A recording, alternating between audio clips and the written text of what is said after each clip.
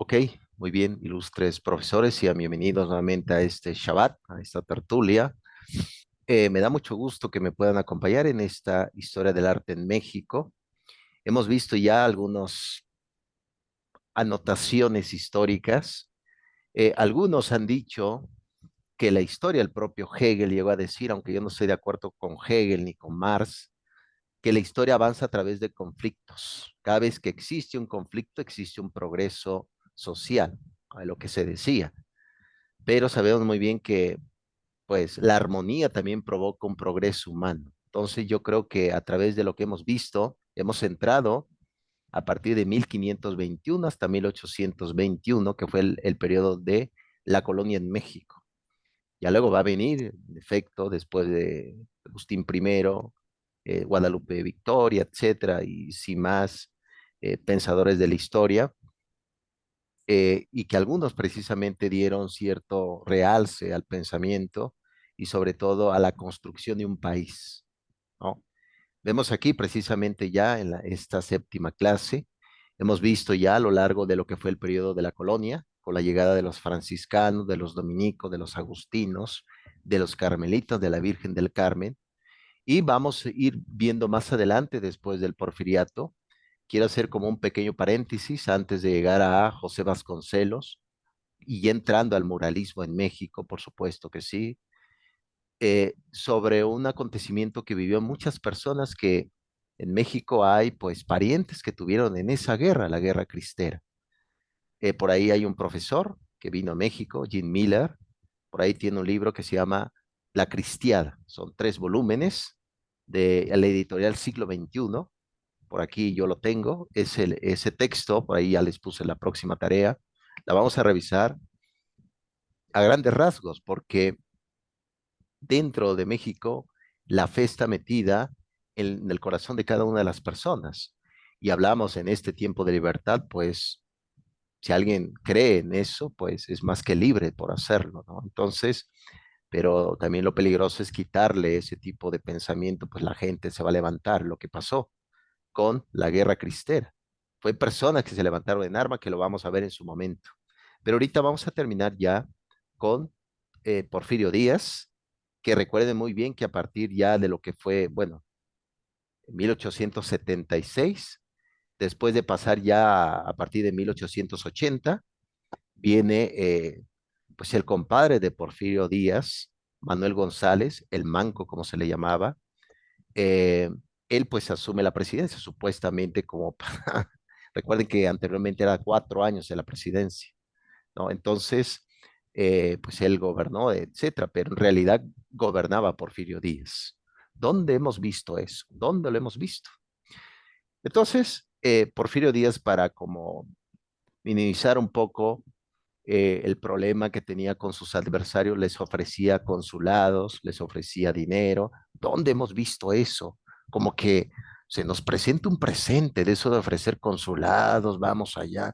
¿Dónde hemos visto eso? Híjole, como que hay mucha similitud En con el... todos los sexenios ¿no? pasados, en todo lo Maestro, que estamos Sí, viviendo.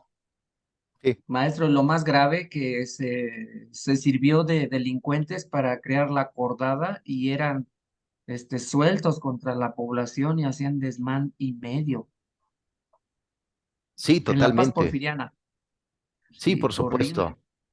Y es que hay un Pues es lo que aspecto, pasó ahora, ¿no? También. Ay, perdón, profesor.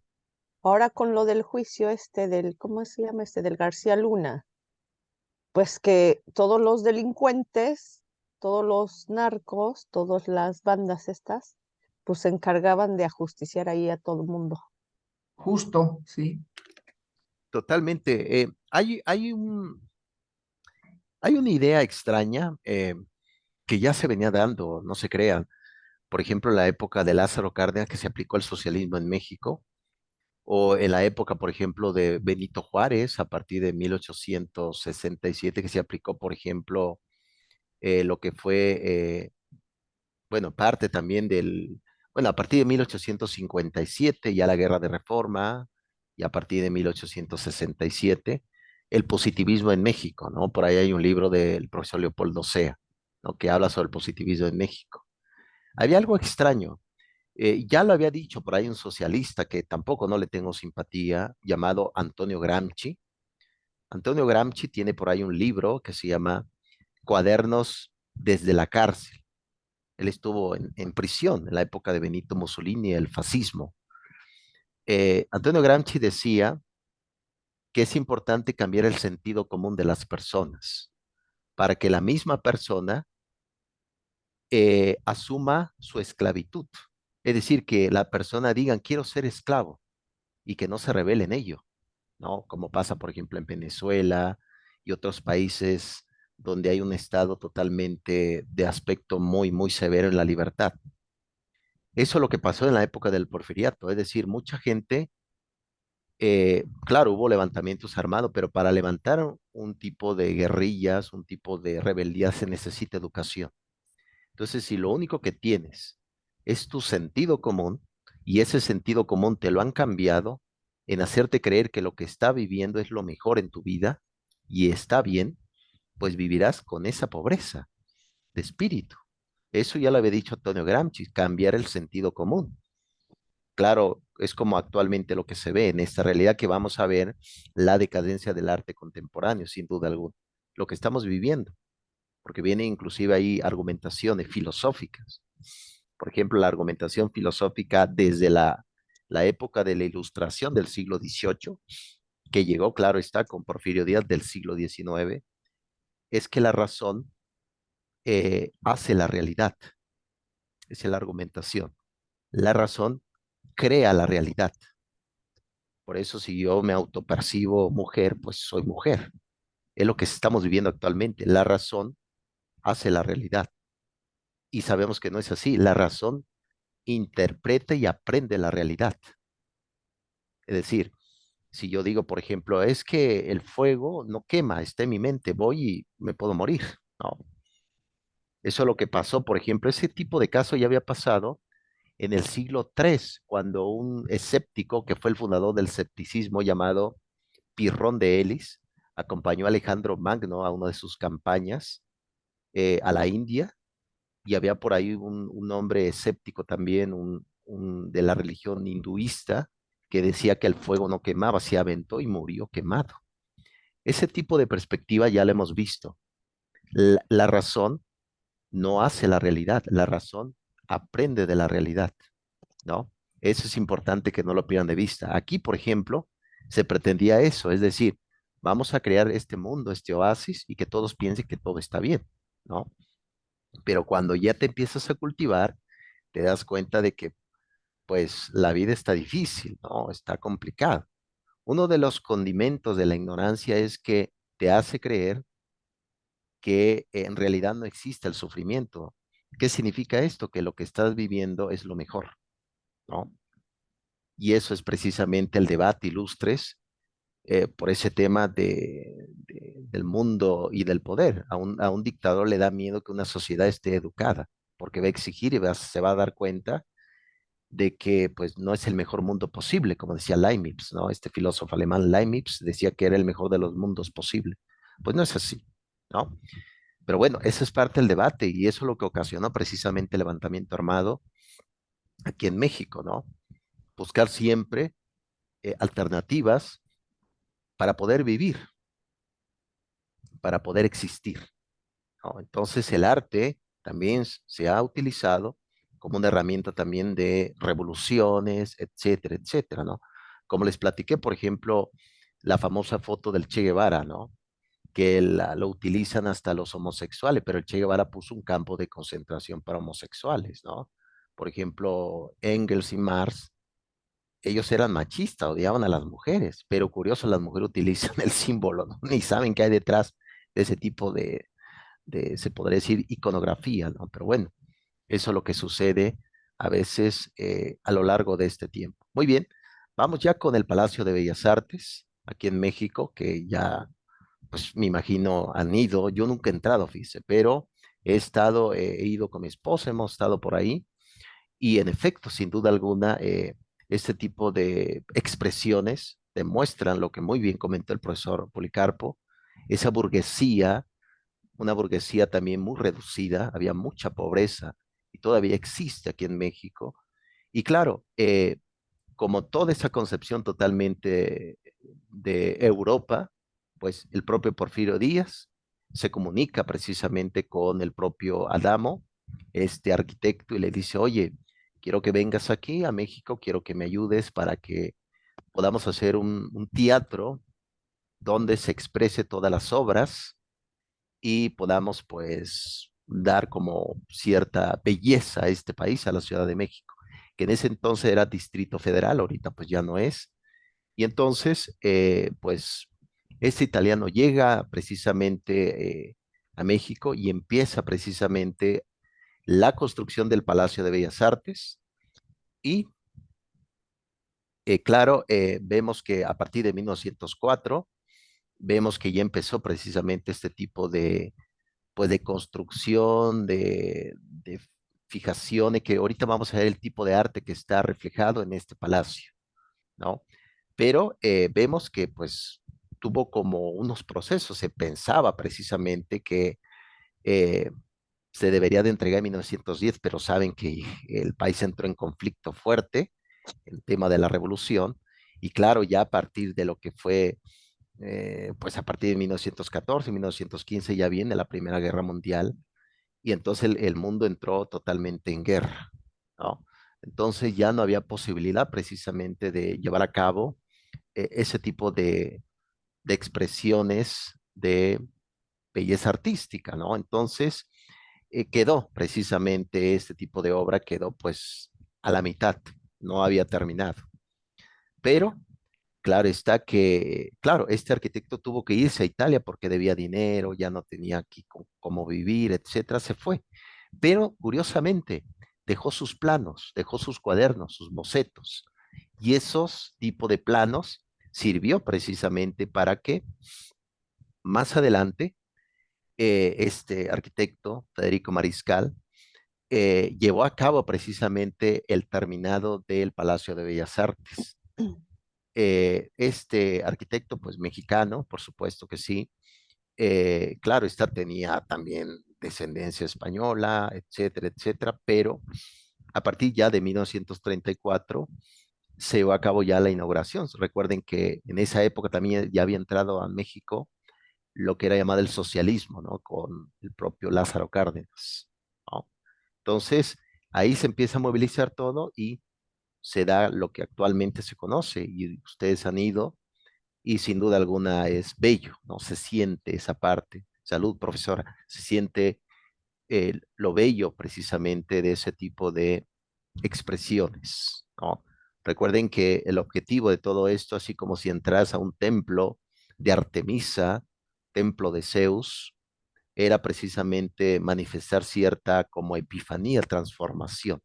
Y nos recuerda precisamente, por ejemplo, cuando se analiza, yo cuando he dado historia de las religiones, vemos el tipo como de templo judío, en la época, por ejemplo, del rey David, siglo XIII antes de Cristo, cuando había un tipo de arte, pero un arte muy de eremíticos, del desierto. Era una casa de campaña, había un tabernáculo de oro por el cual el que entraba, el sacerdote cada año, descalzo, había cierto ritual, hablabas con Dios, ¿no? Entonces, ese tipo de estructura era para eso, para tener pues una expresión precisamente de trascendencia. Lamentablemente se ha utilizado también este tipo de palacios para manifestar cierto como celebraciones sectarias. Recuerden que Joaquín Nazor, que su padre, en la época curiosamente de Plutarco Elías Calles, recuerden que Plutarco Elías Calles, cuando lo vamos a ver en la Guerra Cristera, él quería fundar una religión para un país, para su propio, para el país de México, su propia religión, que todo tuviera que dar voz al tipo de, pues, de gobierno. Curiosamente, a raíz de ese movimiento de Plutarco Elías Calles surgió la secta que actualmente, bueno, surgió desde Guadalajara, la secta llamada la Iglesia Luz del Mundo, que actualmente es uno de los fundadores, se encuentra en Estados Unidos por, por ser pedófilo, Joaquín Azor, no sé si lo han escuchado. Sí, En efecto, sí. Entonces, él, Joaquín Azor, Hace unos años se hizo por ahí una ceremonia en el Palacio de Bellas Artes. Él estuvo presente ahí, no sé si escucharon la noticia, y ahí estuvieron algunos políticos de México, ¿no? Estos paleros con este sectario, y ahorita pues este hombre está en el bote, ¿no? Curiosamente, si ustedes ven ese tipo de arte, es un arte totalmente ecléctico. Está, por ejemplo, las iglesias, la luz del mundo es muy ecléctico, toman diferentes como cánones de otras religiones, catolicismo, judío, etcétera, y lo mezclan, ¿no? Eso es lo que tiene las características de las sectas, ¿no? Entonces, el Palacio de Bellas Artes así hace justicia, pero también no es correcto, ¿no? Como invitar a un tipo así, pues no. Supone que el gobierno es laico, pero bueno, así pasó. ¿Tienen algún comentario, ilustres? Muy bien. No, Espero que me esté dando a entender, ilustres profesores, en este día. Excelente, muy bien. Bien, entonces en 1934 empiezo ya este proceso, etcétera, del Palacio de Bellas Artes. Y muy bien, vamos a ver los estilos que constituye el Palacio en México. Bien, claro está que este tipo de conceptos, el tipo de Art Nouveau o el modernismo, como se conoce, estamos hablando a partir ya de lo que fue el siglo XIX, siglo XX en Francia. Se aplicó este tipo de arte en el modernismo. Recuerden que haciendo un poco más atrás, a partir ya de lo que fue el siglo XVIII, surgió otro movimiento después del propio neoclasicismo, que se llamó el romanticismo. El romanticismo como tal surgió en Alemania, que curiosamente fue un auge para la propia filosofía clásica. ¿Qué dice el romanticismo? Por ejemplo, nosotros le hacemos caso ¿qué? A nuestra razón, ¿no? Le hacemos caso a nuestra razón, nos dicta ciertas normativas la razón. El romanticismo dice que debemos de hacerle caso a nuestros sueños, a los sueños que tenemos. Por eso, no sé si se han escuchado, es que eres muy romántico, es que no le hago caso a mi razón, le hago caso a mis sueños, ¿no? El romanticismo es eso, es decir, a veces obras de arte representan realidades, por supuesto que sí, pero el romanticismo representa lo que muchas veces no puede suceder, ¿no? Sueños totalmente imposibles. ¿Quiénes son los representantes del romanticismo? Está, por ejemplo, Olderlin. Olderlin por ahí tiene obras. Por ahí decía Olderlin que cuando soñamos somos dioses, decía Olderlin. Vean el sueño nuevamente. Y cuando reflexionamos somos unos miserables, ¿no? Bueno, es lo que comentó Olderlin. Está también Schelling, Schelling que fue compañero de Hegel en la Universidad de Alemania. Schelling, está también el poeta Novalis, y hay por ahí también una mujer, curiosamente, en ese círculo de los románticos, llamada Carolina, la mujer Lucifer, así la llamaban. Carolina, la mujer Lucifer. Imagínense cómo era, ¿no? Era muy inteligente, etcétera. Por eso le llamaban así el círculo de los románticos, que fue a partir del siglo XVIII. Todavía hay ciertos bosquejos del romanticismo, por supuesto que sí. Se da más en el punto de vista del el tipo de amor, pero un amor a veces no alcanzado, ¿no? El romanticismo está en las obras de teatro, por supuesto que sí, hay mucho romanticismo y viene desde todo el pensamiento alemán del siglo, lo que fue el siglo, pues siglo XVIII, ¿no?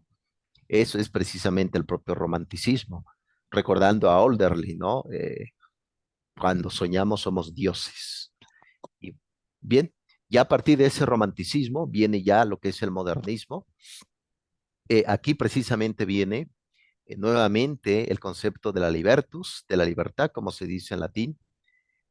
Nuevamente viene el concepto de ornamentación excesiva, nos recuerda mucho el barroco, por supuesto que sí.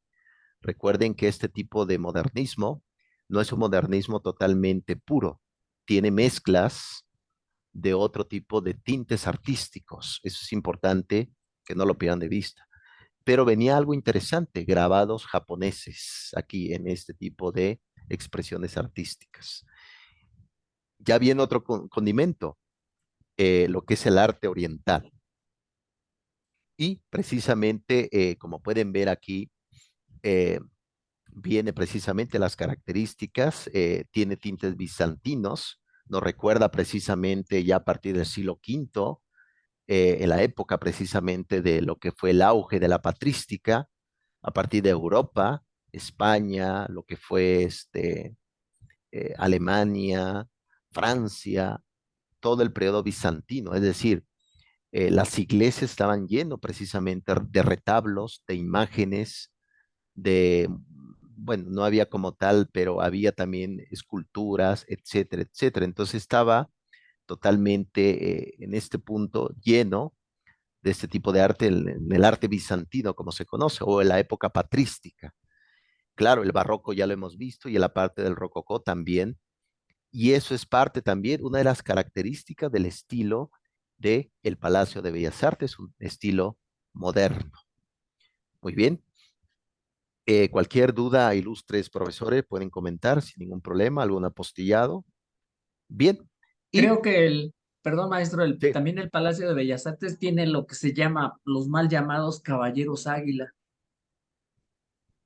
en efecto, pero por ejemplo, ilustre profesor Policarpo, ¿a qué haces alusión en esa argumentación que dices? Que es un claro ejemplo de la influencia que tiene también el arte, digamos, del México antiguo presente como una idea de identidad nacional para querer aglutinar a través de esa figura la incrustación de México de la idea de México, mejor dicho. Sí, por supuesto. Uno de esos, claro ejemplo, lo comentas bien. Vean, por ejemplo, que lo vamos a revisar en su momento también cuando veamos ya la crisis contemporánea del arte. Por ejemplo, la estatua de Colón, no sé si vieron que la quitaron ahí, estaba precisamente ahí en la Ciudad de México, porque Qué bueno. las feministas, exacto, y pusieron por ahí un pequeño así como de lámina, una mujer que se estaba, no, hombre, por Dios, vayan a estudiar, edúquense, es una forma de rescatar lo femenino, pero bueno, entonces movieron de ahí todo eso y dice, es que la conquista se quiere volver a modificar la historia ya está hecha, por Dios. ¿Por qué no dejamos ese tipo de obra de arte para reflexionar? Que cada quien tome su momento, ¿no? Por ejemplo, si van a Polonia, ¿no? Muchos han dicho, destruyan los campos de concentración, no, déjenlo, porque es una forma también de volver a aprender a través de la vista, del oído y reflexionar de lo que no se debe de hacer. Hay que observarlo, hay que verlo. Ah, perfecto, ¿no? Entonces, esto precisamente, pues no es como lo mejor, pero curiosamente, en este tipo de periodo de un gobierno con tintes socialistas, quieren como arrancar la historia. El presidente le envió una carta en español a España para que se pidan perdón. Si hubiera sido así, le hubiera enviado una carta en náhuatl, ¿no? ¿Por qué en español? ¿No? Entonces, es un sinfín de circunstancias, ¿no? Entonces, yo creo que muy bien lo comentas, profesor Policarpo, tratar de retomar ese tipo de identidad, pero pues ya no somos mexicas. Yo, por ejemplo, yo no soy zapoteca, ¿no? Yo en mi caso, pues soy mestizo, por Dios, ¿no? Por ejemplo, mi apellido Cruz, pues es español, ¿no? ¿No? Entonces, pues ya no somos, ahora somos mexicanos, por Dios. Pero esa es una forma de retomar la identidad, por supuesto que sí. Bien, uno de los artistas de este periodo del modernismo, bueno, profesor Alfonso María, precisamente del mundo europeo, retoma precisamente el punto de vista, uno de los representantes de ese tipo de modernismo, claro está, desde esos salones franceses, desde ese tipo de... Recuerden que a partir del siglo XVIII, como muy bien lo ha comentado Jan Bowen, Historia de la Educación Occidental, se llamaba ese tipo de reuniones que hacían reuniones de salón. Así era, reuniones de salón. Era donde presentaban pues a la hija menor en sociedad, como 15 años, ¿no? Donde tenías que armar amigos. Era fiesta, pues, de salón. Así era realmente como se manejaba. Entonces, en esas fiestas de salones se daban a conocer los artistas. En esa fiesta de salón también había adulterios, ¿no? Sin fin de cosas, ¿no? Se mezclaban muchas cosas muy extrañas, por supuesto que sí. Muy bien. Seguimos. Bien, este artista, como muy bien lo comenta precisamente el tema, recuerden que una de las características también de este tipo de arte modernista es que hace alusión a lo natural, a la naturaleza, a regresar al punto de vista, como se dice en griego, la physis, naturaleza, ¿no? Entonces, no lo pierdan de vista. Bien, ilustres profesores, ¿qué les parece si tomemos por ahí un pequeño paréntesis, tomemos un pequeño minuto y ahorita volvemos a entrar? ¿Qué les parece? Muy bien, Entendido. Sí. perfecto.